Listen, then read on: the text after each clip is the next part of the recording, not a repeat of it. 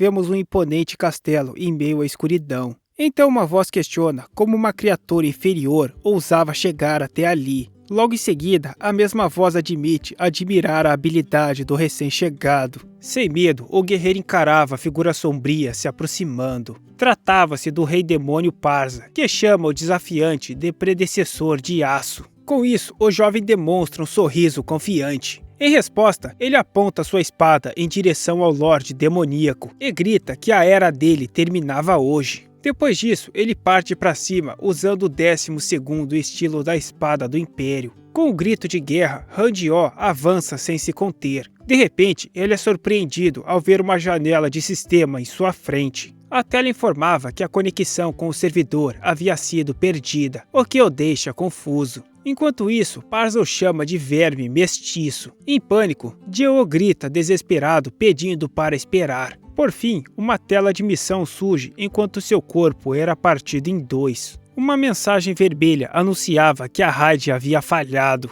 No mundo real, uma voz pergunta se Dio ainda estava jogando, e outra questiona como deveriam acordá-lo. Dentro do quarto, um homem sugere chacoalhá-lo de leve. Suando, um deles confessa que acabou puxando o cabo de internet sem querer. Mas é um miserável mesmo. Nesse momento, Dio furioso o agarra questionando sobre o cabo de internet. Enquanto os outros pedem para parar, ele avança gritando que vai matá-lo. Em seguida, Dio se apresenta enquanto explicava que podia parecer louco agora. Ele lembra que no passado já foi um cara popular e um grande resolvedor de problemas. Naquela época, também era conhecido como o cérebro de Han Andong e como alguém obcecado por dinheiro. De fato, sua popularidade era muito maior do que se poderia imaginar. Contudo, de repente, ele se deu conta de uma nova verdade. Han Dion entendeu que as coisas que tanto valorizava não tinham valor algum. Foi então que ele encontrou o jogo de realidade virtual protetor da humanidade. Aquele era um vasto mundo para se explorar com possibilidades infinitas. Um mundo do qual ele nunca tinha visto nem mesmo em contos de fadas. Para Han, aquele era um lugar verdadeiramente mágico. O jogo era habitado por diversas raças e espécimes belíssimas e saudáveis, do jeito que a gente gosta de pesquisar. Com o tempo, a história de cada um deles o deixou completamente fascinado. Assim, Han, que antes era tão cauteloso com dinheiro, mudou completamente. Essa mudança o levou a fazer um acordo para um grande empréstimo. Com isso, ele comprou uma cápsula de jogo de 1 bilhão de wons, em 500 vezes com bastante juros, com uns agiotas sangue bom. Ele sabia que esse plano era loucura, mas ele tinha fé no espírito do Kazu Senpao-chan. No chão, o homem que investiu seu dinheiro questiona como as coisas chegaram àquele ponto. Com um sorriso, Han diz que pode ver tudo perfeitamente. Em seguida, ele ameaça os homens ao lembrar que conhece os segredos de cada um deles. Então um dos homens irritado questiona se faz sentido pegar 1 bilhão emprestado só para jogar videogame. Mas ao ver a aura de Han que encarava aquele pecador herege que não entendia a magia das waifus, o homem logo recua assustado e diz que era apenas um comentário. Ainda assim, ele pergunta como Han planeja pagar a dívida usando um guia de jogo. Nesse momento, o garoto se lembra do esforço que fez para escalar um penhasco dentro do jogo. Ele também recorda de quando precisou se esconder de um enorme dragão do FBI. Além de analisar cuidadosamente mapas e fazer estratégias para coletar waifus de qualidades para seu porão, para tudo isso ser possível, ele passava horas no computador criando a estratégia ideal. Em seu quarto de gamer, de pesquisador de waifus saudáveis, ele também checava constantemente seu extrato bancário. Com preocupação, ele via seu extrato bancário diminuir a cada novo gasto, sem dúvidas nenhuma, muito importante no jogo. De volta ao presente, um homem o convida a trabalhar com eles novamente. No entanto, Han recusa a oferta de forma direta. Em seguida, ele pensa que ainda não viu o verdadeiro final do jogo. Desde o lançamento, ninguém jamais havia alcançado o verdadeiro final da história. Por isso, Han acredita que ver esse final seria a maior cortesia que pode oferecer aquele mundo. De volta à realidade, o vagabundo empurra os homens para fora, dizendo que tem que trabalhar para sustentar as lolis que só estão na casca de batata. Enquanto fechava a porta, um dos homens grita que eles estavam contando com Han. Sozinho, o garoto encarava seu reflexo na tampa da cápsula do jogo. Logo em seguida, a tela de início do jogo aparece com o sistema anunciando o início do Protetor da Humanidade. Seu personagem aparece no grande salão de Bayeren, com o título de Predecessor de Aço. Logo ao entrar, Han recebe a penalidade de morte, que o impedia de se mover durante 22 horas. Irritado, Han se pergunta como faria dinheiro para pagar os agiotas desse jeito. Logo uma voz ao fundo comenta que ele parecia preocupado. Então vemos uma figura de cabelos brancos se materializando em sua frente. Conforme ela se aproxima, Han pergunta quem era ela. Ela então se apresenta como Aquila, a mestra do jogo Protetor da Humanidade. Não sei não, hein? Acho que eu já vi esse filme antes. Esse cabelo azul e esse nome Aquila, por alguma razão, me lembra de uma certa deusa alcoólatra vagabunda. Rindo, o garoto questiona como uma loli em processo de desenvolvimento poderia ser a mestre do jogo. Prontamente, Aquila responde que a aparência é apenas uma formalidade. FBI é você? Enquanto isso, ele pensa que ela era seu tipo. Meu tipo é amarrada e amordaçada. Logo em seguida, Han ri e diz que não pode acreditar nela tão facilmente. Em resposta, Aquila simplesmente estala os dedos. De repente, o tempo para ao redor deles, deixando-o completamente chocado com o poder dela. Impressionado, ele acredita que aquilo só pode ser uma habilidade de rank SSS. Aquilo esclarece que não era uma habilidade, e sim que tinha pausado o servidor, perguntando a ele se isso era o suficiente para convencê-lo. Em seguida, ela o convida para um evento especial de aniversário, despertando a curiosidade dele. Com alegria, ela anuncia a abertura de um novo mundo e o desafia a conquistá-lo com um novo personagem. Não sei não, isso me cheira a golpe. Essa menina aí tem cara de ser uma mistura de Aqua com Megumin. Deveras perigosa e potencialmente kamikaze. Han debocha da ideia, mas muda de atitude na hora, ao ouvir que o grande prêmio era de 25 bilhões de yuans. Ou seja, dá pra pagar os agiota, reequipar o rim que tinha vendido antes e ainda virar membro do Kazu Senpao-chan. Percebendo a hesitação dele, aquilo o provoca, perguntando se ele é um medroso. Com os olhos em chamas, a determinação de Han se torna evidente. Aquilo então o instiga, perguntando se ele não desejava ver o verdadeiro final do jogo. Ela sugere que pode haver uma pessoa que finalmente alcance o final da história. Após um momento de silêncio,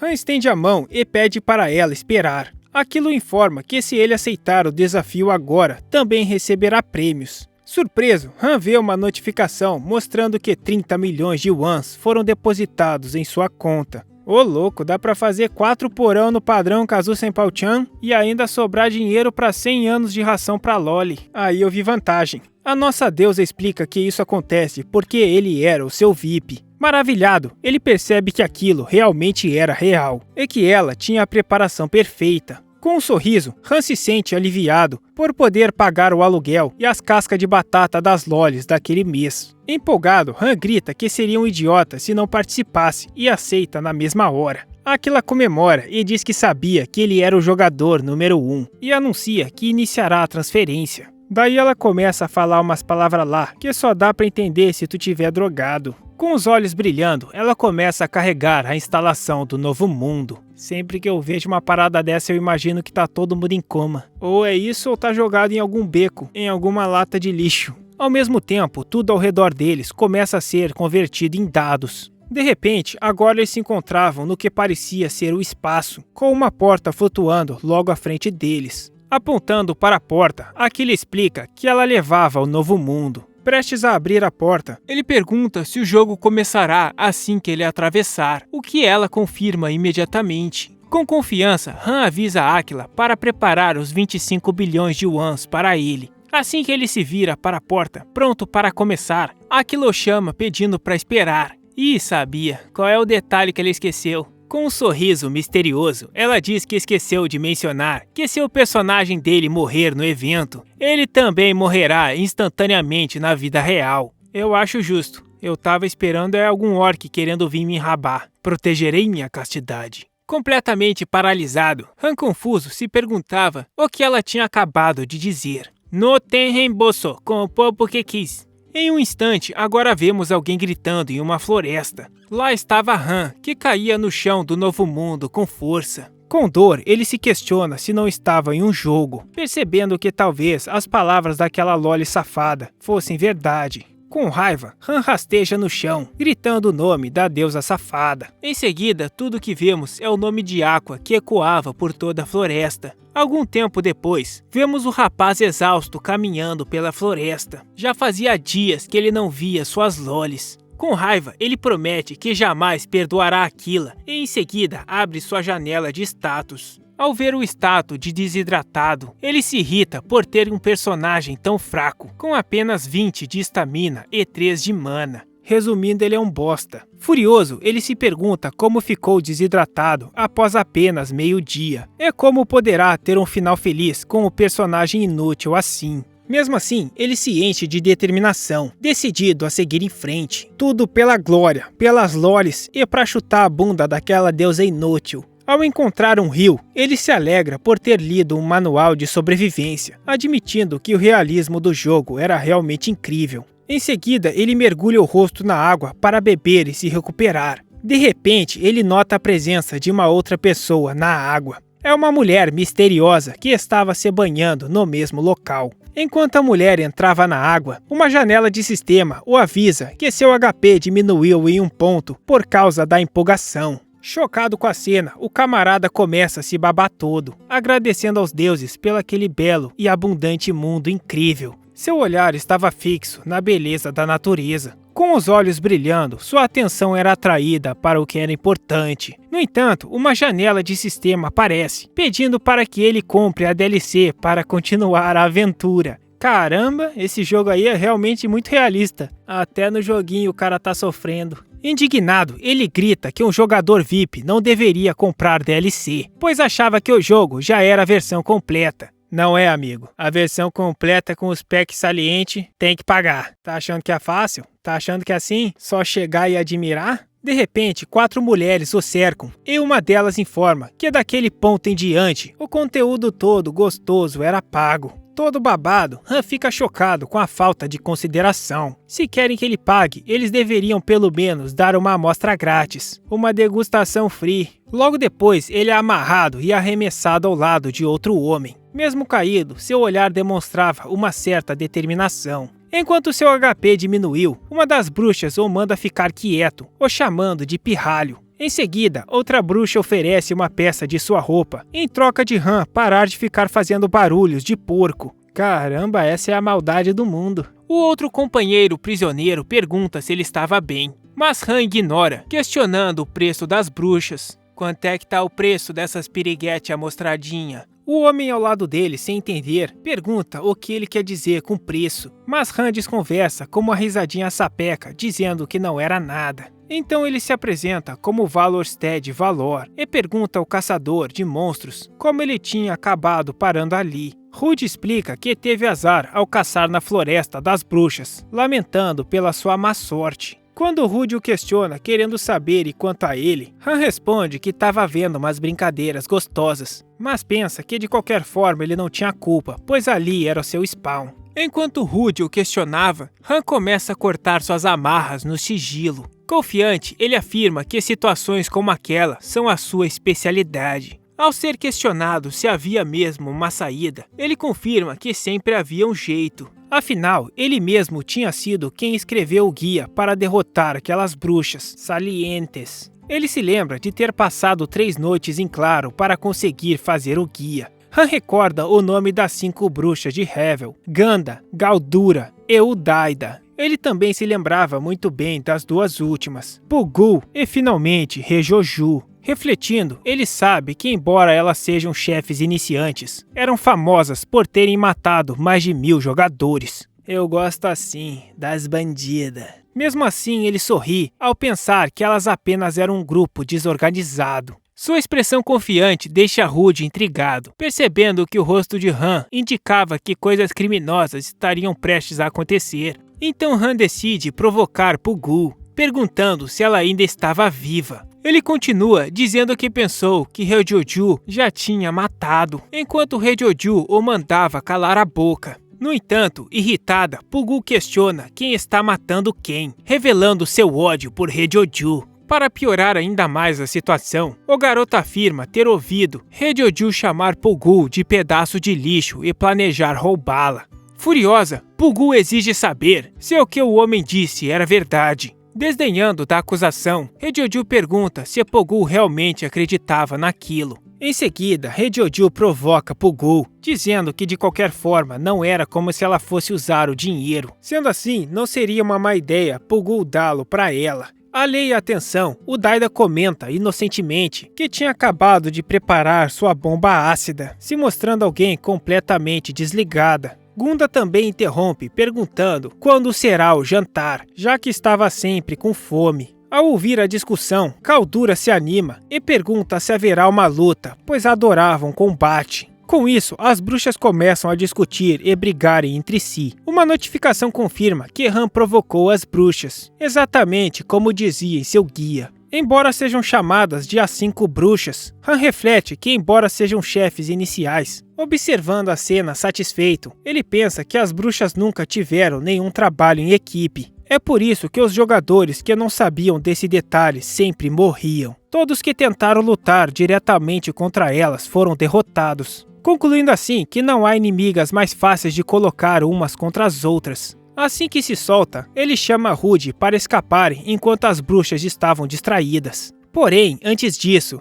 Han olha para as bruxas com um plano em mente. Inesperadamente, ele puxa o tapete, derrubando todas elas de uma vez. Dessa forma, todas elas acabam caindo no caldeirão, gritando em agonia. Queima, demônio safado. Então, Han aponta a saída para Rude. Enquanto ria satisfeito, ele pensa que apesar de tolas, aquelas espécimes saudáveis davam uma abundante experiência. No entanto, de repente uma cauda de cobra surge em alta velocidade, o agarrando pela perna e restringindo seus movimentos. O chamando de humano esperto, Pugu afirma que não morrerá sozinha. Mesmo assim, a cobra erra todos os seus ataques enquanto Han tentava se soltar. Ao não conseguir se soltar, Han se lembra que seu corpo atual era muito fraco. Vendo a situação, Rude grita que vai ajudá-lo. Desembainhando sua espada com um único golpe rápido, ele corta a cobra. Em seguida, Rude pergunta se Han estava bem, que o agradecia pela ajuda. Nesse momento, Han pede para pegar o arco emprestado.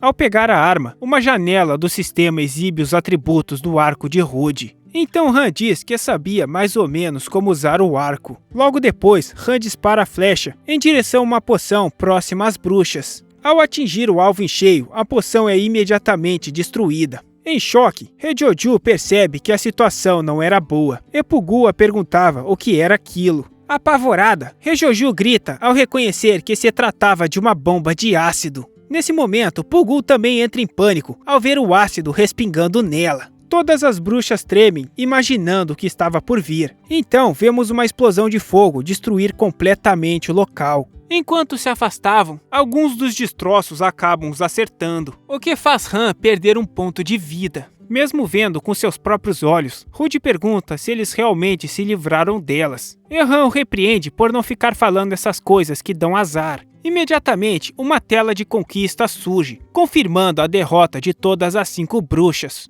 Enquanto Han comemorava a vitória, Rude suspira aliviado por estarem a salvo. Satisfeito, ele pensa em sua sorte de iniciante e que agora só precisava do item certo. Se virando para ele, Rude diz que ele definitivamente era maluco, mas o agradece por salvá-lo. Sem demonstrar muito interesse, Han responde que não foi nada demais. Mesmo assim, Rude insiste, ele oferece um osso de dragão vermelho como agradecimento. Surpreso, o garoto não acredita que o item estava ali. Aquele era o item que ele não tinha conseguido encontrar em sua jornada anterior. Sorrindo, Rude explica que o pegou do covil das bruxas por parecer valioso. Sem hesitar, Han imediatamente toma o item da mão do homem e come tudo que estava dentro do saco. Logo em seguida, o osso se transforma em um poder imenso, envolvendo Han em uma aura de energia. Com isso, ele sente seus atributos subirem drasticamente. Aquele era um ganho que ele nunca imaginaria conseguir tão cedo. O observando, o homem pergunta se por acaso ele já tinha pensado em caçar monstros, o que deixa Han confuso com a pergunta repentina.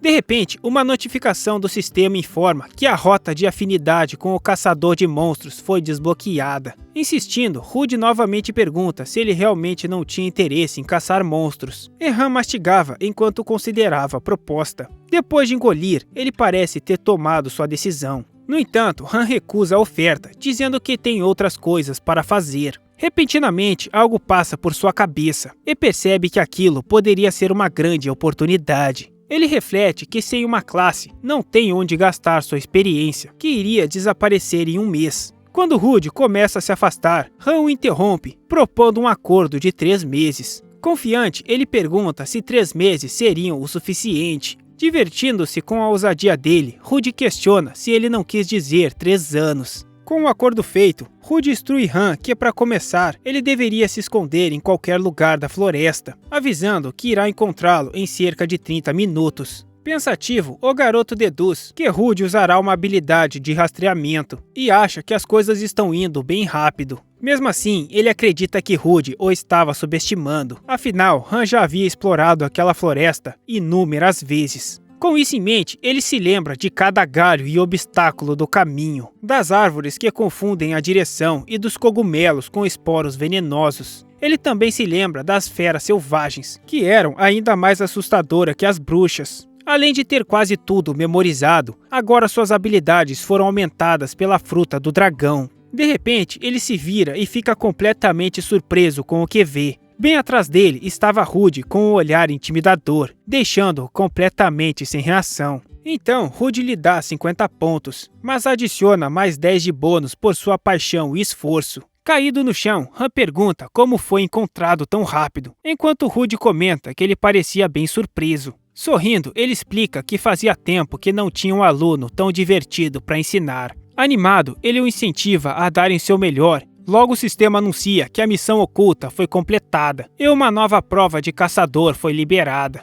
Com isso, Han adquire a classe Caçador de Monstros e aprende a habilidade de Herbologia. Além disso, ele também aprende esgrima intermediária, sobrevivência e tiro de mosquete. Por fim, o sistema confirma que Han aprendeu a habilidade de rastreamento de monstros. Com um sorriso sinistro, ele se sente pronto para o que vier a seguir. 3 meses depois, Rude se mostra impressionado, perguntando se Han já tinha conseguido aprender tudo. Com confiança, o garoto desafia a se esconder pelo menos uma vez para testá-lo. Elogiando seu entusiasmo, Rude aceita a sugestão de seu novo aprendiz. No entanto, ele propõe que se não for encontrado em 1 hora, Han terá que fazer o jantar. O que Han concorda com um ar confiante. Ansioso pelo desafio, seu olhar se torna sombrio enquanto Rude desaparece na floresta. Agora em um penhasco, Rude pensa na sorte que tem por ter um aluno tão bom. Mesmo assim, decide que não pegaria leve com ele.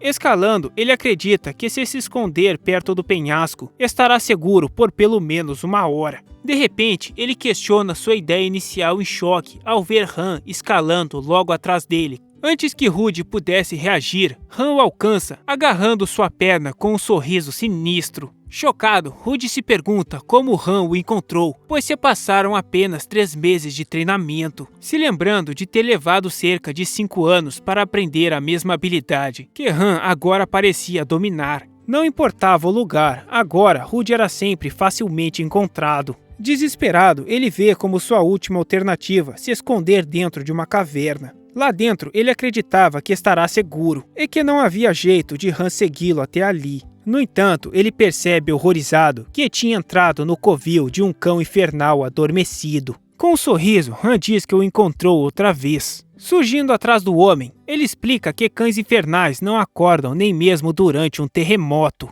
Com um ar vitorioso, o jovem pergunta se tinha passado no teste. E contrariado, Rude não consegue esconder sua frustração com o resultado. De volta à floresta, Rude o questiona se ele realmente tinha aprendido todas as técnicas em apenas 3 meses. E Han afirmava que isso tudo era graças ao seu mestre. Como prova, ele demonstra sua nova habilidade de combo com uma corrente de 5 golpes. Com um sorriso sádico, ele novamente afirma que tudo isso era graças ao seu mestre, mas pensa que na verdade tudo que fez foi usar seus pontos de experiência que tinha conseguido capotando aquelas bruxas safadas. Impressionado, Rude diz que era incrível ele ter lembrado de todas as dicas, e Han pensa que isso era natural, afinal ele era o autor do guia. Sem jeito, Rude afirma que nunca tinha conhecido alguém como ele, e que o garoto com certeza irá muito longe. Por fim, o homem pergunta quais seriam os próximos planos de Han, e se ele seguirá com o que tinha mencionado antes. Com os olhos brilhando de ganância, ele responde que primeiro quer ganhar dinheiro, pois acredita que tudo começa por aí. Com isso em mente, Rude sugere que ele comece como mercenário, já que tinha um amigo no ramo que poderia apresentá-lo. Pensativo, Han considera a oferta interessante, lembrando que a classe mercenário era ótima para ganhar dinheiro no início. Além disso, ele pensa que é uma opção gratuita, é que com sorte poderá encontrar eles. Seu verdadeiro objetivo, na verdade, é encontrar os guardiões daquele jogo. Animado com a possibilidade, Han aperta a mão do homem animado, aceitando se tornar um mercenário. Então Rude lhe entrega um antigo brasão de mercenário, explicando que se mostrar aquilo, seu amigo entenderá tudo na hora. Em seguida, o homem deseja boa sorte a Han. O garoto comemora o excelente começo, feliz com o exorcismo das bruxas e a nova classe. Ele agora acreditava que um final feliz talvez não seja impossível. Pensativo, ele se lembra das palavras de Aquila, que o questiona se ele não queria ver o verdadeiro final. Encarando o brasão, ele pensa que talvez ali possa ter uma pista. Mas logo em seguida, ele se recorda que aquele era um jogo mortal, onde nunca se sabe quando a morte viria. Determinado, ele decide usar essa tensão ao seu favor para seguir em frente. Se recompondo, Han dá 2 tapas em seu próprio rosto. Por fim, ele se vira, falando para si mesmo que aquela deusa safada deveria prestar muito bem atenção no seu caminho, e que definitivamente ele verá o verdadeiro final da história. Enquanto isso, no espaço, Aquila gargalhava histérica enquanto assistia uma pequena televisão. Ela se diverte ao pensar em como ele conseguiu se esquivar de uma bruxa daquele jeito. Limpando suas lágrimas, ela diz que se sente feliz por ter ficado de olho nele. Nesse momento, uma figura surge atrás dela. Se aproximando, a figura pergunta se aquele era ele, comentando que Han definitivamente não era comum. Provocativa, Aquila questiona se por acaso ela se interessa por coisas desse tipo. Aquela atrás de Aquila era a deusa Valpurga. Prontamente, Valpurga nega o interesse por ser uma divindade, mas Aquila insiste dizendo que ele era um humano muito fofo. Com isso, Valpurga desvia o olhar, parecendo um pouco apreensiva. Com isso, Aquila reclama que Valpurga estava sempre séria e que costumava ser mais divertida antigamente. No entanto, a deusa muda de assunto, perguntando sobre a dívida do autor, o que Aquila responde que já havia sido quitada há muito tempo. Então Valpurga a chama de cruel por deixar o autor sofrendo sem saber, e Aquila confirma rindo que era isso mesmo. Mesmo assim, ela acha a situação divertida e a convida para assistirem juntas. Apontando para Han que aparecia na tela, ela diz que ele parecia cheio de vida e energia. Então Valpurga diz que ela era perversa demais, mas com um sorriso, Aquila agradece pelo elogio. Em seguida, Valpurga pergunta se aquele autor fazia parte de seu grande plano, ou se aquilo tudo para ela não passava de uma forma de entretenimento. Com um sorriso enigmático, Aquila simplesmente responde quem sabe. Em seguida, comenta que Han parecia uma estrela em ascensão. Seus olhos brilham com interesse malicioso enquanto ela o observava pela tela. Em seguida, decide que vai apenas continuar acompanhando seu progresso por mais um tempo. Enquanto isso, de volta à floresta, Han cai no chão, notificado pelo sistema de seu status de exaustão. Ele se pergunta por que aquela maldita floresta era tão difícil de atravessar. Mesmo assim, se levantando, ele comemora ter saído em meio-dia, decidido que ainda não é hora de descansar. Logo em seguida, ele avista seu destino. Uma grande cidade podia ser vista no horizonte. Seu objetivo agora era encontrar a companhia de mercenários. Ao chegar na cidade, ele entra em uma taverna. 2 belíssimas garçonetes o recebem na taverna François, e uma delas pergunta como pode ajudá-lo. Sem graça, Han diz que está procurando alguém, e a Maid saudável convida ele a se sentar. Ele pensa que uma taverna é o lugar ideal para conseguir informações entre pessoas animadas com álcool. Além disso, o cheiro delicioso de comida torna o ambiente perfeito para seu plano. Han acredita que conseguirá informações sobre os mercenários, pois as pessoas falam mais quando estão de bom humor. Acima de tudo, ele percebe que as funcionárias da taverna eram muito sequestráveis. Com um sorriso, ele decide que essa era a chave e pergunta se elas conheciam Levi Schwartz. No mesmo instante, um silêncio total toma conta da taverna e todos o encaram. Assustada, a garçonete o avisa que aquele nome é um tabu no local, deixando o Han confuso com a reação. Apavorada, a garçonete revela que Liv é muito perigoso e até mesmo levou seu namorado. Bom, a parte boa é que agora eu sei que tá solteira. Em seguida, ela conta que ele voltou como uma múmia, deixando Han completamente aterrorizado. Enquanto ela menciona outras vítimas, a moral da taverna cai e dois aventureiros conversam sobre suas caçadas fracas. Com isso, Han se questiona que tipo de pessoa Rude quer o apresentar. Logo, outra garçonete o alerta para fugir, pois a pessoa que ele procurava chegará em breve. Mas de repente, Han acaba esbarrando com alguém na entrada. Logo o garoto sente uma presença intimidadora e pergunta quem era. Então o homem em sua frente com uma aura sombria se apresenta como Liv. Inesperadamente, Liv logo avista o brasão de mercenário pendurado no cinto de Han. Sem dificuldades, ele reconhece o brasão de Rude e entende que Han é o garoto que ele esperava. Com um sorriso animado, Liv diz que aquilo era perfeito, pois estava mesmo precisando de um companheiro de qualquer jeito. Chocado com a revelação, Han sente um frio na espinha, enquanto xingava o Rude de bastardo por ter armado para ele. Com um sorriso sombrio, Liv diz que era apenas brincadeira, mas o ameaça declarando que caso se vejam novamente, o garoto estaria morto. Em seguida, Han entende que será usado como um companheiro na guerra, o que Liv o elogia pela percepção rápida. Mesmo achando aquilo parecido com alistamento militar forçado, Han vê isso como uma grande oportunidade. Com isso em mente, ele percebe que pode conseguir informações sobre os outros guardiões através de Liv. De repente, o som de uma corneta ecoa pela cidade. Agarrando o jovem por trás lá ele, Liv comenta que falando no diabo, ele apareceu. Enquanto isso, o sistema informava que ele havia perdido 30 pontos de HP com aquele abraço. Em seguida, todos começam a gritar em volta da figura que se aproxima, o chamando de predecessor de aço. Liv brinca que se encaixaria bem ali, e Han reflete que as posições estavam invertidas antes. Ao ver o novo predecessor de aço, o garoto acha com uma presença um tanto vilanesca. A reação de Han deixa Liv confuso. Chocado, Han se pergunta por que aquela pessoa estava aparecendo ali. Entre as tropas, uma cavaleira com elmo de asas surge. Com confiança, ela cavalgava em seu cavalo branco.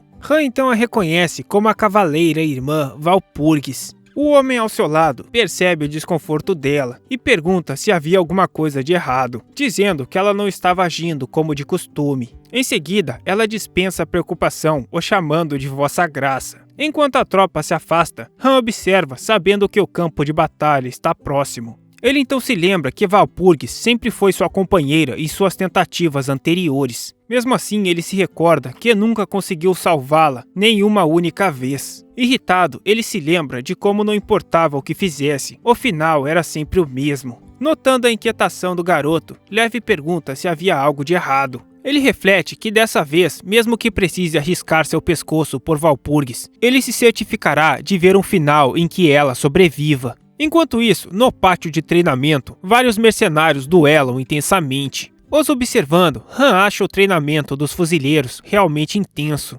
Animado, Liv anuncia que o treinamento já começou, e o sistema confirma que Han entrou no local. O homem explica que está prestes a escolher um líder de esquadrão, e muito dinheiro estava em jogo. Um dos mercenários vence sua luta, e Han reflete sobre o orgulho e dinheiro. Mesmo assim, ele decide ficar quieto por enquanto, pois seu objetivo era encontrar o predecessor de aço. Porém, para sua surpresa, Liv o agarra, anunciando que ele também vai participar da disputa. O encarando intensamente, Liv afirma que se fosse Rude, ele não o ensinaria pela metade, ignorando completamente a opinião de Han sobre o assunto. Em seguida, Liv chama outros mercenários e pergunta quem quer enfrentar o novato. Animados com o rosto novo, vários mercenários se voluntariam para lutar em primeiro. Enquanto isso, Han refletia que sua opinião realmente não importava nada ali, e que antes de poder comentar qualquer coisa, precisa conquistar algum respeito ali. Um dos mercenários então se posiciona à sua frente, pronto para o duelo.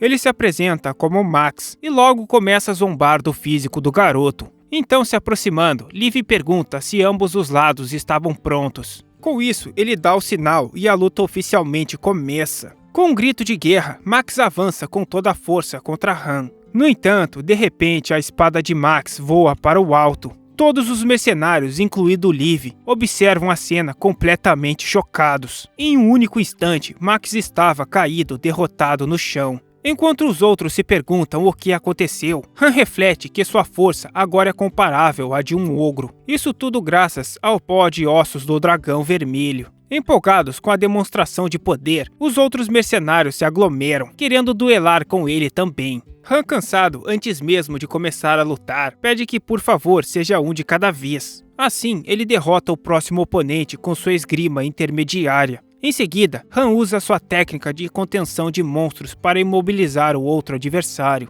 Logo depois, ele finaliza o terceiro com uma poderosa cabeçada de monstro. Diante daquela situação, um outro homem se aproxima, dizendo que não aguenta mais assistir. Então, o mercenário Charles o desafia, dizendo que ele mesmo lutará contra o novato. Intimidado pela presença de Charles, Han se pergunta se seu oponente é sequer humano. Percebendo que não pode lidar com aquilo, ele tenta desesperadamente se desconectar do jogo. No entanto, para seu horror, Han descobre que não consegue sair do jogo. Em pânico, ele culpa a maldita da Áquila pela situação e implora por um minuto de descanso. Charles, no entanto, recusa o pedido e avança para atacar sem hesitar. Com uma cara de paisagem, Han pensa que no fim não tinha como fugir, afinal esse era seu destino. Mesmo assim, ele respira fundo, se preparando para o combate. Com um olhar determinado, Han decide acabar com aquilo de uma vez por todas. Em um movimento rápido, ele agarra o braço de Charles com força. Em seguida, segura a roupa de seu oponente para arremessá-lo.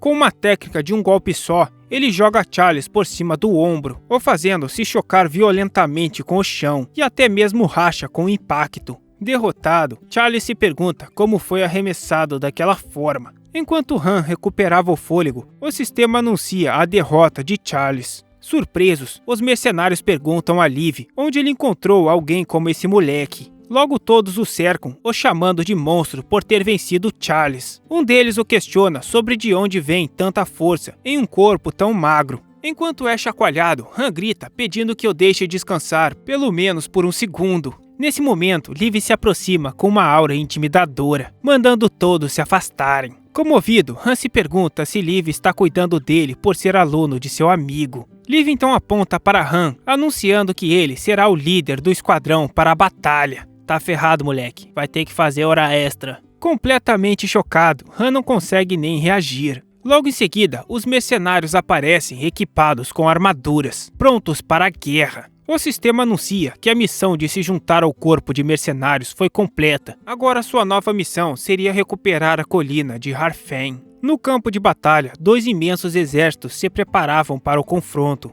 Com um grito de guerra, Liv ordena que suas tropas avancem para o ataque. Do outro lado, o exército de orcs recebe o ataque sem recuar. No meio do caos, Han lutava bravamente farmando um monte de orcs. Com sangue voando para todo lado, Han pensa que eles agora fazem parte do acampamento do Margrave de Ferro. Alguns momentos antes, Liv explicava que eles estão lutando contra o exército de orcs do Rei Demônio, Bezemuth. Ele afirma que o único objetivo da missão é capturar a bandeira militar do comandante inimigo. O plano era simples, avançar pela brecha criada pelos aliados e destruir completamente o inimigo. Mesmo assim, Liv alerta que orcs são poderosos, possuindo a melhor união do continente. Com isso em mente, Liv chama a atenção de Han, onde lhe declara que como líder de esquadrão, Han deveria segurar os avanços dos orcs. Chocado, Han se vê cercado, questionando como essa poderia ser sua primeira tarefa. Em meio à luta, ele acha a ordem ridícula, ficando sem saber o que fazer. Irritado, ele grita que só está ali para conseguir mérito militar e ir embora. Enquanto isso, um soldado orc avisa ao seu capitão que a unidade de lanceiros está desmoronando. O capitão não acredita, questionando como seus lanceiros de elite poderiam ter sido derrotados tão rápido. Em seguida, ele pega o binóculo do soldado para ver por si mesmo. Através da lente, ele vê o esquadrão de Han avançando, que nem os idiotas gritando que a ordem é de massacrar. Aquela visão o deixa visivelmente apreensivo. Com isso, o capitão ordena a formação de batalha e que preparem os mosquetes. Com escudos, os soldados se protegem dos tiros dos orcs. Han vê sua durabilidade de defesa diminuindo. Mesmo assim, ele percebe que os rifles de tiro único os forçavam a mudar de formação constantemente. Enquanto a primeira fileira de orcs se recarregava, a segunda se preparava para atirar. E com isso, Han vê sua oportunidade perfeita. Aproveitando a brecha, ele usa um escudo como apoio para saltar sobre a linha de frente. Avançando, Han grita para seus companheiros destroçarem o inimigo. Um dos orcs no comando fica chocado ao ver que um cara magro como aquele conseguiu derrubar toda a linha de frente. Segurando a bandeira de seu clã, ele sente como se aquele cara não fosse humano, mas não pode recuar, pois aquela bandeira carregava o orgulho de todo o seu clã. Determinado a fazer o que puder, ele vê Han e seu esquadrão avançarem em sua direção. Logo em seguida, todos os guerreiros começam a comemorar. Em meio à euforia da vitória, Han ergue a bandeira inimiga, anunciando oficialmente sua conquista. De repente, o som de uma corneta de retirada ecoava pelo campo de batalha. Um dos soldados se aproxima correndo, avisando ao líder de esquadrão que há más notícias. Ele explica que os aliados estavam recuando, deixando eles completamente sozinhos na linha de frente. Para piorar, ele revela que reforços orcs estavam chegando. Frustrado, Han repetia que deu merda. Um soldado sugere abandonar a bandeira e fugirem, mas com fúria Han o repreende para não ficar falando bosta. Suando, o soldado tenta argumentar, mas antes que pudesse falar qualquer coisa, já estavam completamente cercados. Em meio ao exército, o chefe oculto, General Kalion, surge diante deles. Os encarando, Kalion os chama de bravos guerreiros humanos. Em seguida, ele ordena que parem com a tolice, pois aquela era a elite de seus soldados, e oferece pouparem suas vidas em troca da bandeira. Suando frio, Han debocha da oferta, ameaçando botar a bandeira dentro da cueca suada de Charles, que não toma banho há 5 dias. Irado, Kalion não acredita que Han ousou profanar sua bandeira sagrada. Nesse momento, Han usa sua habilidade Intimidação, gritando que em uma guerra não há tempo para coisas sagradas, e que se vencer vai transformar essa bandeira em várias cuecas boxer. Os soldados orcs ficam chocados com o insulto, sem acreditar na audácia do garoto. Enquanto Han e seu esquadrão se preparam para a luta, o exército orc se prepara para atirar. Sem hesitar, Kalion ordena que todas as tropas atirem. Com isso, Han e seus homens correm para se protegerem dos projéteis inimigos. Sua intimidação falha, pois pensava que Kalion nunca arriscaria sua preciosa bandeira daquele jeito. Logo, os escudos dos mercenários começam a ceder sob o ataque intenso. Um dos soldados grita frustrado, achando que a aparição do general era uma trapaça. Han então percebe que com sua fama e poder atuais, não havia como enfrentar aquele oponente. Em meio ao caos, ele se desespera, tentando pensar no que deveria fazer. Ele se lembra do seu antigo personagem e de seus companheiros do passado. A memória de seu fracasso anterior se mistura com a imagem de Áquila. Então Han se recorda do aviso da deusa safada, de que caso morresse, também morreria na vida real. De repente, em meio ao pânico, ele parece ter um momento de clareza. Seus homens exigiam que lhe desse uma ordem, e Han percebe que a situação chegou a um ponto crítico. Exibindo um sorriso enquanto tremia, ele pensa que parece ter encontrado uma solução. Em seguida, ele começa a rir alto, deixando seus companheiros confusos, pensando que ele finalmente tinha enlouquecido. Ele grita para Charles entregar a corneta e a pega com força. Mesmo quando Charles diz que não virão reforços, Han manda calar a boca e observar. Logo depois, ele sopra a corneta com toda a sua força, fazendo um poderoso som se espalhar por todo o campo de batalha. Um soldado alerta Han que ele estava indo na direção oposta de onde ficavam seus aliados, e ele responde que sabe, mandando os homens apenas bloquearem os tiros. Em seguida, ele pensa que fez tudo o que podia e espera que Áquila pelo menos tenha alguma decência e não o abandone. Furioso, ele grita para os céus que ele era o VIP. Enquanto isso, Kalion ordena que seus lanceiros avancem com força total. Uma enorme silhueta de um orc se prepara para atacar o esquadrão de Han. Um dos comandantes orcs grita para seus soldados vingarem seus irmãos caídos. Han encara a ponta da lança que vinha em sua direção, suando frio. De repente, um raio de luz acerta o orc. Logo depois, em um cavalo, vemos uma figura saltando no meio do campo de batalha. Aquela não era ninguém menos que Walpurgis. Em seguida, com determinação, ela diz que eles devem erguerem suas espadas. Vendo a cena, Kalion ordena que todas as suas unidades não interfiram, declarando que agora aquela batalha era entre ele e a condensa de Nade Bern. Walpurgis comenta que ele afinal sabe como apreciar um romance, chamando aquilo de um duelo nobre. Sem hesitar, ela avança com sua espada brilhante na direção de Kalion. As lâminas dos dois se chocam em um confronto de pura força. Observando a luta, Han se impressiona com a força de Walpurgis, considerando que ela estava no início de sua jornada. Aparentemente, ela consegue bater de frente com o poderoso Kalion, o deixando surpreso. Em seguida, ela salta, dando um chute com tudo na cabeça dele. Com o impacto, Kalion é arremessado para longe. Rindo, ele a elogia por ser impressionante tanto em esgrima quanto em combate corpo a corpo. Ele então deduz que ela é afiliada ao convento de Walpurgis, o que, se for o caso, faz sentido. Walpurgis responde que apenas reverenciava o divino com o coração devoto. Então ela comenta que parecia que já estava ficando tarde. Partindo para cima, outra vez suas espadas se chocam com um impacto explosivo. Com um sorriso sinistro, Kalion se prepara para o contra-ataque. Ele então desfere um ataque devastador. No entanto, Walpurgis já havia saltado no ar, e com isso executa o seu golpe final. Por fim, Kalion cai derrotado enquanto Walpurgis permanecia de pé. Com a derrota de seu comandante, o exército orc grita a ordem de retirada. Vendo aquilo, Han não consegue acreditar que o temível general foi derrotado com um único golpe. Pô, derrotado com um único golpe não, né? Aí forçou a barra. Então ele pensa que, de fato, ela era a cavaleira freira Walpurgis. Diante da situação, todos os orcs começam a correr, deixando o campo de batalha. Se aproximando de Han, ela o identifica como líder dos mercenários. Em seguida, o elogia por sua bravura, se apresentando formalmente como Walpurgis. Apertando as mãos, eles se cumprimentam enquanto se apresentavam um para o outro.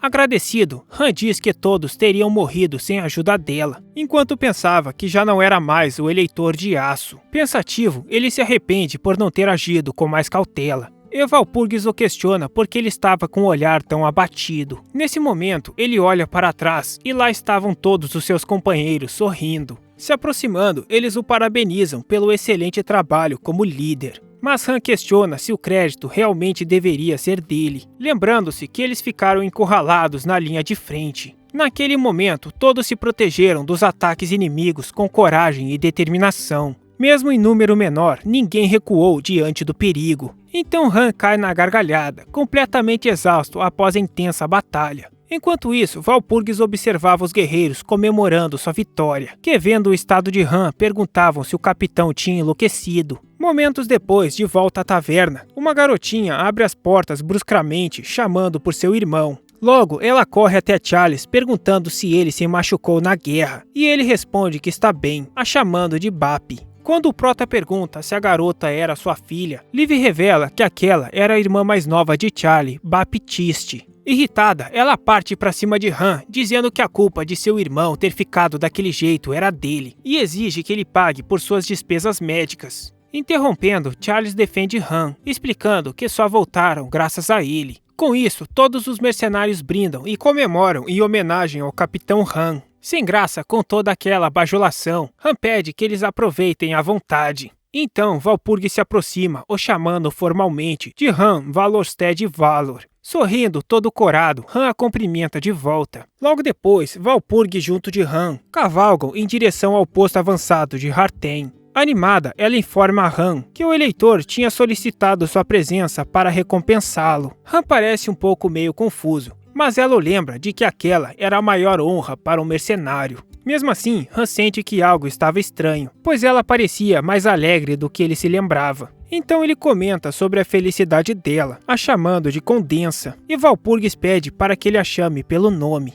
o lembrando de que eles são cidadãos do Império, e que se não fosse pela coragem de Han, todos eles estariam mortos. Em seguida ela questiona se havia outra razão para estar tão feliz. Refletindo sobre o passado, Han percebe que Walpurgis não tinha mudado nada. Com um sorriso, ele conclui que a única diferença era a natureza do relacionamento deles. Afinal, agora ele era apenas um simples mercenário. Ao chegarem na tenda, Walpurgis anuncia a chegada de Han Valorstead Valor. Um homem com broche brilhante o cumprimenta se apresentando como o eleitor de aço. Sentado em uma sala de guerra, com um ar intimidador, ele revela se chamar Philip. Imediatamente, Han se curva em respeito, sentindo a presença esmagadora do famoso protetor. Rindo, Philip o chama de Valor, o cortador de grama, e elogia sua coragem impressionante na batalha, afirmando que ele lutou com a ferocidade de um leão, o que Han responde que isso era um exagero. Philip então recompensa os companheiros de Han com 100 flores, e para ele daria 300 flores.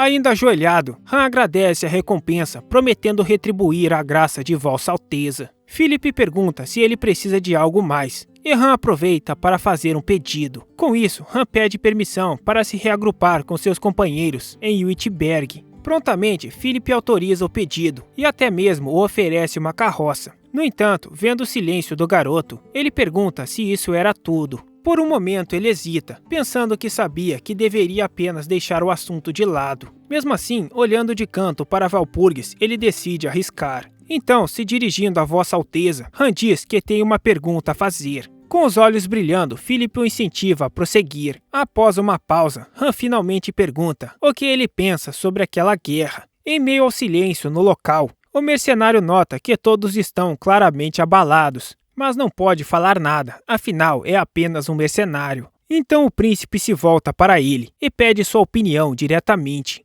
Han responde que sua perspectiva era limitada, mas existe algo que o preocupava. De repente, um dos nobres começa a rir, zombando que uma medalha não o torna apto a dar conselhos, falando que ele não deveria ser tão arrogante por ter vencido uma pequena batalha. Em seguida, ele acusa o mercenário de se basear em boatos para parecer um especialista. Walpurgis então intervém, chamando a atenção de Sua Alteza. Em apoio a Han, ela lembra o ditado sobre testar até a ponte mais firme antes de atravessá-la. Indignado, o eleitor mais velho repreende a condensa, exigindo que ela saiba o seu lugar. Calmamente, o príncipe lembra seu tio que ela era a sobrinha do eleitor de Baviera e merecia respeito. Impressionado, Han observa Walpurgis, notando que nem mesmo o arrogante eleitor poderia ignorá-la. Enquanto o eleitor resmunga, contrariado, o príncipe finalmente autoriza o mercenário a falar. Em silêncio, o mercenário respira fundo antes de começar sua explicação. Nesse momento, o mercenário revela sua preocupação, afirmando diretamente que haverá uma emboscada. Intrigado, o príncipe pergunta se ele possuía algum tipo de prova para sustentar essa afirmação. Confirmando, Han explica que as táticas do Rei Demônio sempre se apoiam em traição e emboscadas. Como prova, ele recorda a guerra de 10 anos atrás contra o reino de Toa. Em seguida, ele menciona a batalha de 6 anos atrás contra a Margrave de Anhalt, concluindo que nas duas vezes as emboscadas do inimigo foram decisivas. Depois disso, ele alerta que também existe o fator da traição. Por esse motivo, ele afirma que eles não podem ignorar tal possibilidade. O príncipe então o encara, perguntando o que ele queria insinuar com aquilo. Em seguida, questiona todos os presentes, querendo saber se havia algum traidor ali. Mas o mercenário diz que essa era apenas uma possibilidade. Sorrindo, o príncipe concorda que de fato não havia mal algum em ser cuidadoso. Enquanto cruza as pernas, ele repete a palavra cautela de forma pensativa. De repente, sua expressão se torna sombria e seus olhos brilham com intensidade. Com um tom ameaçador, ele adverte que a cabeça do mercenário só continuava no lugar por causa da boa vontade dele. Enquanto Walpurgis reage chocada, Han logo responde que compreende. A cavaleira encara Han ajoelhado, visivelmente constrangida com a situação. Se levantando, ele então se desculpa por ter falado fora da hora. Por fim, ele pede licença, se virando para se retirar. Enquanto se afastava, ele pensa que isso era suspeito. Normalmente, o eleitor de aço seria muito mais cuidadoso. Com isso, ele sente que algo estava diferente dessa vez. Han pensa que o pó dos ossos do dragão vermelho não deveriam ter aparecido tão cedo. Além disso, ele ainda não deveria ter encontrado Walpurgis nesse momento. Tudo estava diferente dos ciclos anteriores. De repente, seus pensamentos são interrompidos com Walpurgis o chamando. Ao se virar, ela se encontrava ofegante por ter corrido atrás dele. Com um sorriso, ela diz que finalmente conseguiu alcançá-lo. Impressionada, ela comenta que ele realmente era muito rápido. Quando Han questiona se ela correu até ali porque estava preocupada com ele, ela responde que era claro, o que faz ele pensar que ela é adorável. Logo em seguida, ela se desculpa em nome de Lord Philip pelo seu comportamento inaceitável. Ele se oferece para realizar qualquer coisa que ele desejar, afirmando que tudo que ele precisava era pedir. Perigosa essa frase, hein? O cara já se treme todo enquanto ecoava em sua cabeça a palavra qualquer coisa. Então ele a questiona se tem certeza, já que poderia pedir algo ultrajante. Confiante, ela diz para não subestimá-la, pois sua família é uma das mais ricas do Império. Já temos nossa Aqua. Eu não sei não, mas eu tô vendo uma Darkness aqui. Nervoso com a menção do dinheiro, ele imagina que ela deve ter muitas roupas. Após um momento de intensa reflexão, ele se recompõe para finalmente fazer seu pedido. Han então diz que gostaria de um cavalo e uma pistola, se isso não fosse um problema. Surpresa, Walpurgis pergunta se é apenas isso que ele quer, pois essa era uma rara oportunidade que poucos teriam em toda a sua vida. De fato, mas aqui é a estratégia. Mesmo com a insistência dela em pedir alguma outra coisa, ele a tranquiliza, dizendo que estava tudo bem. Com lágrimas escorrendo de seus olhos, ele afirma que seu sonho é ser um cavaleiro e que a pistola era apenas uma fantasia pessoal. Quando Walpurgis pergunta sobre suas lágrimas, ele responde que são lágrimas de um homem. Impressionada com sua humildade, ela o observa enquanto ele se tremia todo, pensando que desistiu de várias coisas. Nesse caso, Walpurgis diz que eles não deveriam ficar parados ali. Em seguida, ela o puxa para a mão, o convidando a vir com ela. Sei não, essa história aí tá muito bonitinha, hein? Eu quero sangue. Surpreso, Han é arrastado por ela, ficando completamente sem reação com aquela atitude repentina. Algum tempo depois, a cena muda para um campo de batalha. Essa era a Batalha da Colina de Artém, que estava prestes a começar entre o eleitor Philip e o rei demônio Pazemuth. Montado em um cavalo, o eleitor Philip grita que dessa vez acabará com Pazemuth. Do outro lado, entediado, Pazemuth deseja que alguém o cale, reclamando do mau hálito dele. Logo, um de seus subordinados informa que todos os preparativos foram concluídos. O subordinado então questiona se seu lorde realmente planejava usar o maníaco Régias. Preocupado, ele se lembra da crueldade de Régias e teme entregar um refém valioso como eleitor para ela. De repente, o anel de Pazemuth brilha e ele comenta que estava justamente pensando nela. Através do anel, podemos ouvir a voz de Régias se apresentando ao seu lorde, onde Régias caminhava em cima de seus subordinados, animada, falando que já estava pronta. Pazemuth a parabeniza pelo bom trabalho, pedindo que ela se mantenha alerta. Por fim, cauteloso, Pazemuth a faz um último pedido, que era basicamente que ela tentasse manter a moderação. Ironicamente, Régias pergunta quando foi que exagerou, o que faz Pazemuth gritar irritado que isso era o que ela sempre fazia. Com um sorriso, ela alega não entender as preocupações de seu lorde e nem o que ele queria dizer. Afinal, ela era alguém que sempre mantinha a moderação. Com os olhos brilhantes, ela insiste que já avisou que irá agir com moderação. Do outro lado da linha, o Lorde Demônio e seu subordinado suam frio enquanto ela encerrava a ligação. Um pouco afastado dali, o mercenário cavalgava em alta velocidade por uma floresta escura, maravilhado com a velocidade incrível do cavalo que ganhou. O mercenário reflete que essa qualidade é o esperado de um animal vindo de um nobre da Baviera. Em seguida, ele se lembra da cara poção de cura que Walpurgis lhe deu, valendo o preço de um prédio. De repente, uma grande explosão logo atrás dele o surpreende. Han percebe que precisava se apressar, pois a batalha já havia começado. Ele teme que o arrogante eleitor de aço não tenha chance alguma naquela guerra, acreditando que o eleitor atacará de forma desesperada e será destruído. A cena então corta para o eleitor Philip em apuros durante o combate. Ao mesmo tempo, o eleitor mais velho é visto rindo, comemorando ao lado do rei demônio. Completamente traído, Philip encara a silhueta de seus dois inimigos. O traidor avisa para Philip prestar atenção, pois agora Philip era um traidor do Império.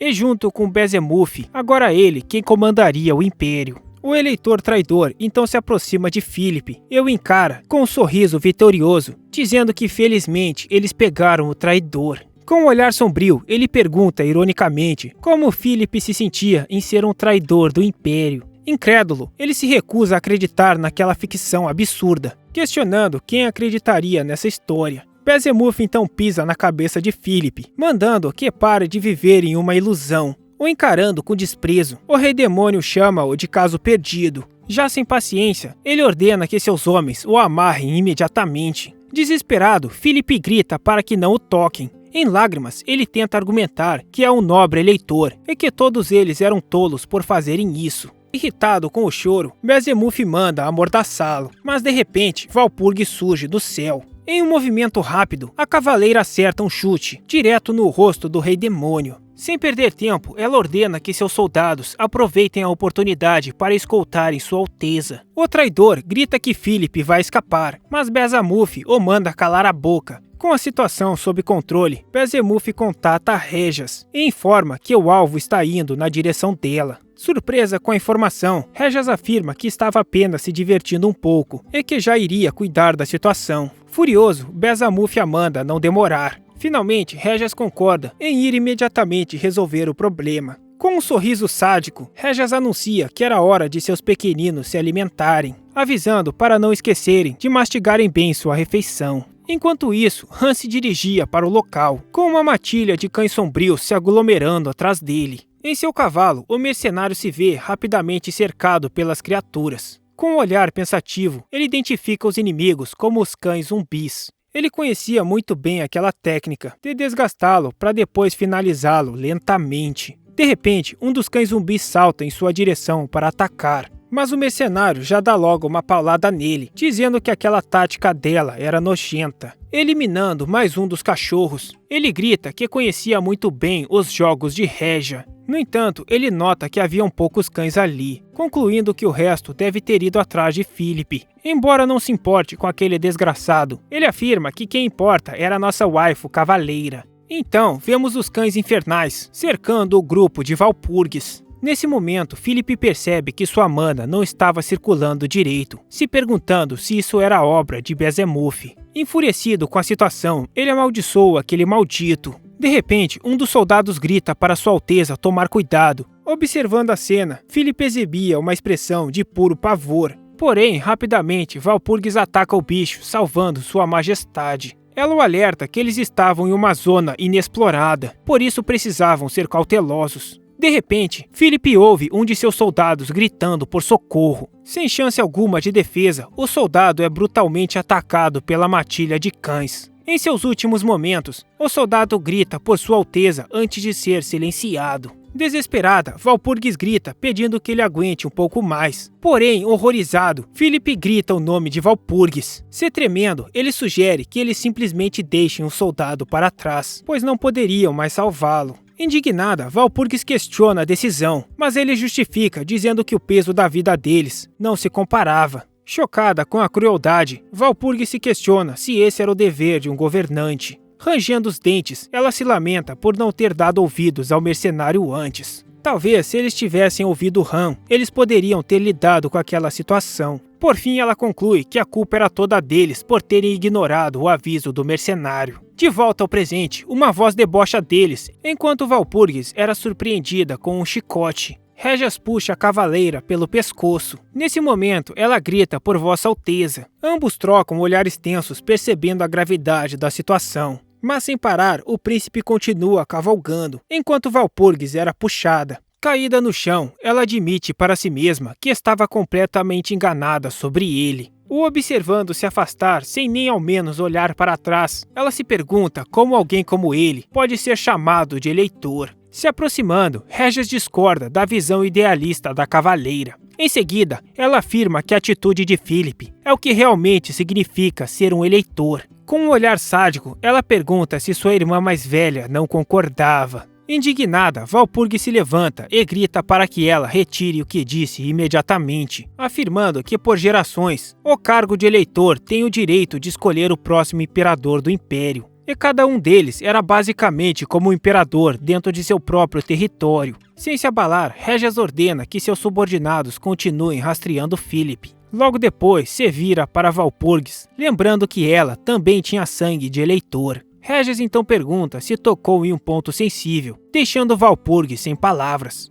Furiosa, Walpurgis parte para cima dela, a chamando de maldita. No entanto, Régias desvia facilmente de seu ataque, deixando a cavaleira completamente chocada. Logo em seguida, ela é atingida em cheio por um golpe de chicote. Vendo aquilo, Régias ri sadicamente do grito dela, dizendo que agora estava com ainda mais vontade de brincar com ela. Sem piedade, ela continuava a atacar Walpurgis com seu chicote. Caída de joelhos, a cavaleira com dificuldades tentava resistir aos golpes. Chorando, ela chama pelo nome de Sir Valor. Ela acredita que se fosse ele encontraria uma maneira de superar aquilo. Mesmo assim, a cavaleira sente que chegou ao seu limite e já não tinha mais forças para lutar. Empolgada, Régias grita que ainda não era hora dela desistir, pois ainda queria brincar mais com sua querida irmã. No entanto, um som de tiro repentinamente a surpreende. Se virando, ela olha ao redor, confusa com o que aconteceu. Lá ao seu lado, havia o corpo de um de seus cães caído.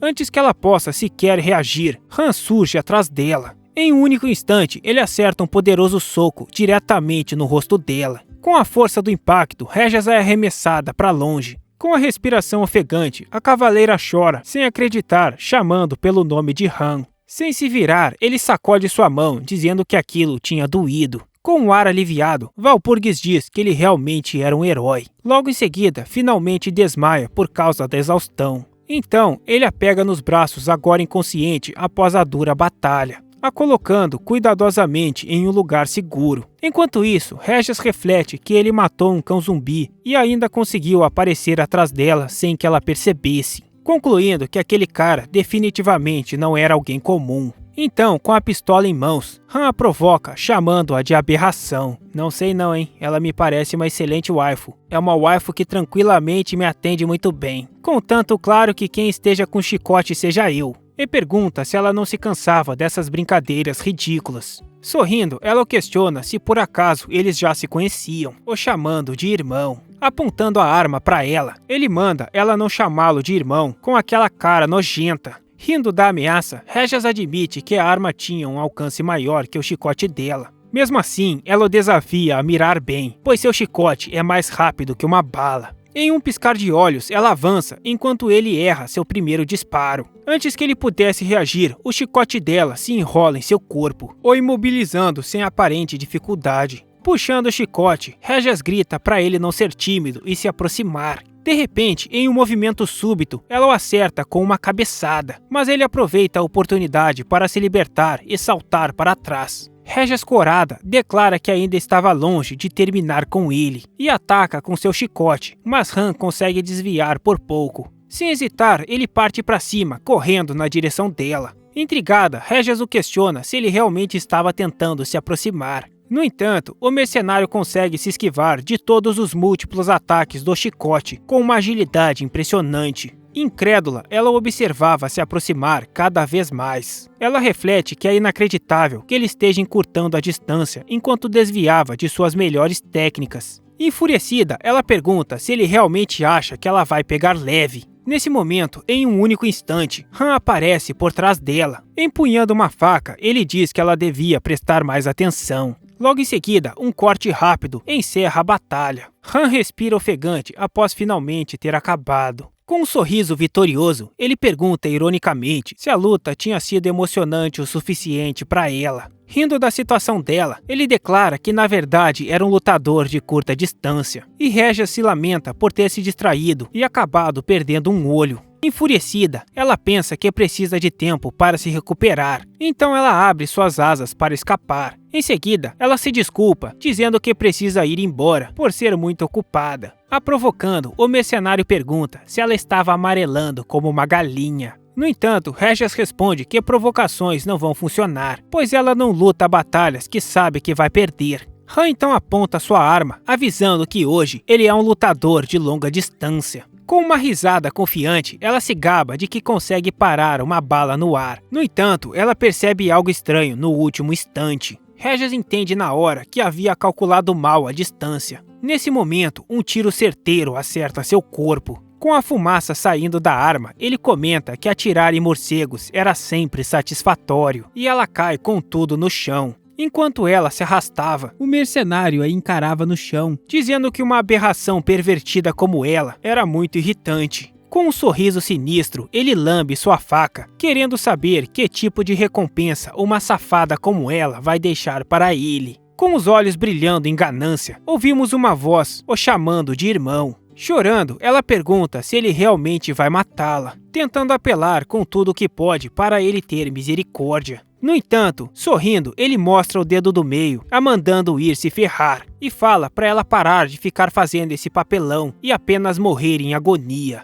Em choque, Régias sente um calafrio na espinha, fazendo sua expressão mudar completamente. Em seguida, tudo o que podemos ver é um grito satisfatório de dor que ecoava pela floresta escura. Foi pra cova, nossa loli masoquista. Vou sentir saudades. Uma notificação do sistema confirma a derrota de Rages e lista os itens obtidos. um chicote e mais algumas coisas. Aliviado, o mercenário olha para o que restou dela e diz que conseguiu o que precisava. Então, ele pega a poção de cura, feliz por não tê-la vendido, sabendo que precisa se apressar, caso contrário será tarde demais. Com um olhar determinado, ele se aproxima dela. A observando, ele promete que irá salvá-la. Ele então reflete sobre a necessidade de ter que usar uma poção inteira de cura nela. A descrição do item mostra que a poção cura tudo, mas deve ser aplicada diretamente na ferida. Boa, faz sentido, é assim que eu gosto. Refletindo cautelosamente sobre a instrução presente no rótulo, ele pensa sobre o que exatamente significava aplicar diretamente.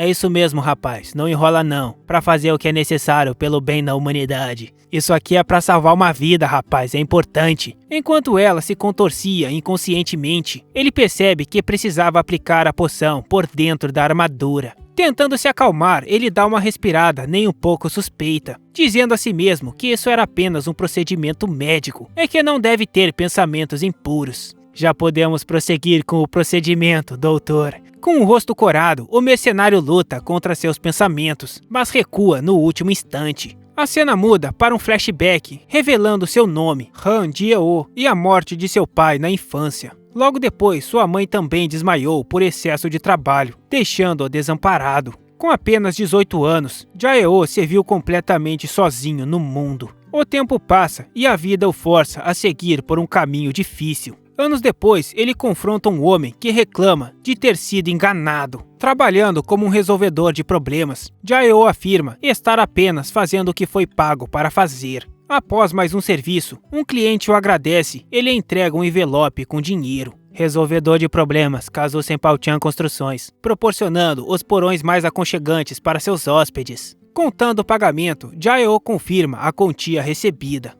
Em seguida, ele aconselha o cliente a pagar suas dívidas, mas o homem diz ter uma missão importante. A desculpa do homem deixa Jaeo visivelmente irritado. O cliente se justifica, explicando que ganhará 10 milhões de wons ao completar sua missão. Surpreso, ele questiona que tipo de missão era essa. O cliente fica chocado por ele não conhecer o famoso jogo Guardião da Humanidade. Empolgado, o homem descreve o jogo como um vasto mundo de realidade virtual com total liberdade. Além disso, claro que tinha umas gostosas para escravizar, padrão videogame japonês. Com orgulho, ele afirma que o RPG single player possuía 1 bilhão de jogadores. Por fim, ele explica que os melhores jogadores ganham milhões e que suas missões também estavam ligadas a isso. Sem levar aquilo muito a sério, Jaeo questiona se as pessoas realmente ganham milhões com aquele jogo, o que o cliente confirma com entusiasmo. Enquanto o golpista o convida para experimentar, Jaeo considera a proposta por um momento.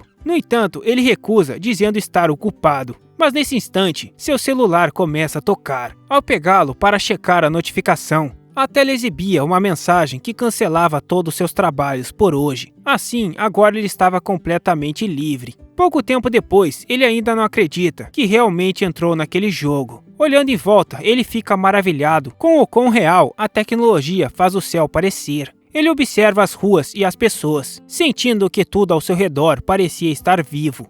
Enquanto vê todos rindo e interagindo, ele começa a questionar se aquilo era mesmo um jogo. Sua atenção então é atraída por um vendedor de maçãs em uma barraca próxima. O mercador parecia estar cheio de vida, gritando intensamente para atrair clientes. Impressionado, Jaeo nota que o realismo é tanto que consegue ver até os poros da pele do homem. De repente, o vendedor o confronta, perguntando se ele não vai pagar. Em seguida, o manda sair do caminho se não tiver dinheiro. Uma notificação mostrava seu saldo de 10 florins, que deduz ser a moeda local. Decidido a guardar dinheiro, ele começa a se desculpar, mas nota um garoto olhando para as maçãs. A expressão de desejo do garotinho imediatamente chama sua atenção. Logo, a mãe do menino o puxa pelo braço para irem embora. Comovido com a cena, Jaeo pergunta o preço da maçã, decidido a comprá-la. Ele então entrega a fruta ao garoto, que a recebe com os olhos cheios de alegria. Enquanto a mãe agradece pelo gesto, o menino corre feliz. E sem jeito, Jaeo responde que aquilo não foi nada. Ele reflete que mesmo sendo dinheiro de jogo,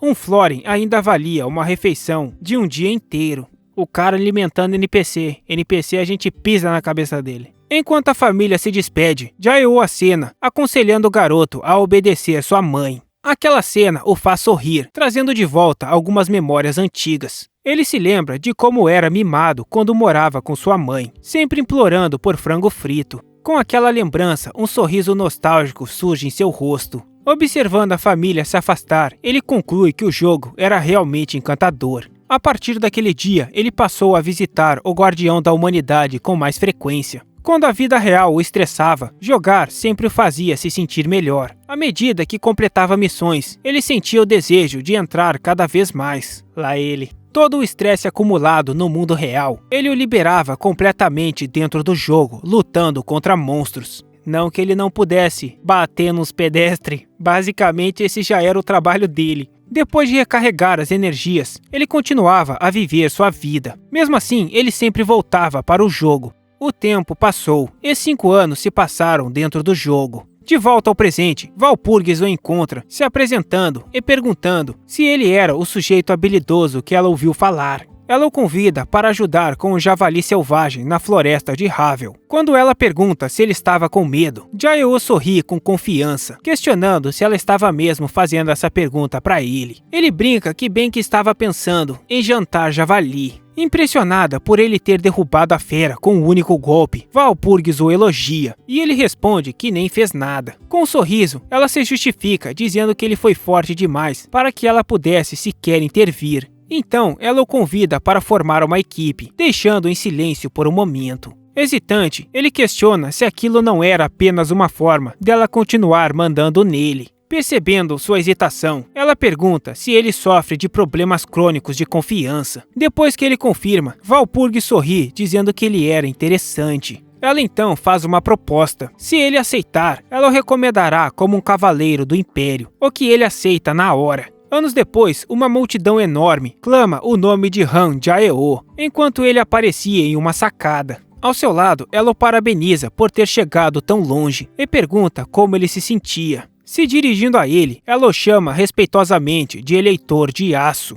Humildemente, ele sorri, respondendo que não sente que aquela conquista era apenas sua, pois nada daquilo seria possível se Walpurgis não tivesse ao seu lado. Contente, ela olha para baixo, afirmando que aquelas são as pessoas que ele salvou e a paz que ele criou. Enquanto penas brancas caem do céu, o eleitor observava aquela cena em silêncio. Walpurgis então conclui, dizendo que aquele era o povo dele. Com um sorriso orgulhoso, ela olha o horizonte, admirando o resultado de sua batalha. De volta ao presente, enquanto cavalgavam, Walpurgis se vira para Jaeou, dizendo que ele era verdadeiramente incrível. Ela continua confessando que nunca conheceu alguém tão dedicado quanto ele. Curioso com o elogio, Jaeou a questiona o porquê dela pensar daquela forma. Com o rosto todo estragado, ele declara que apenas fez o seu trabalho. Tocada pela sinceridade dele, ela ri, enquanto ele dizia que ali foi a primeira vez que ele sentiu que o céu estava tão bonito. Brincando, ele diz que apesar da dor, estava muito bem, mas ela o questiona da situação de ter que tirar a armadura, e ele responde que não teve escolha. Enquanto cavalgavam, Walpurgis avisa que em breve voltará para o convento.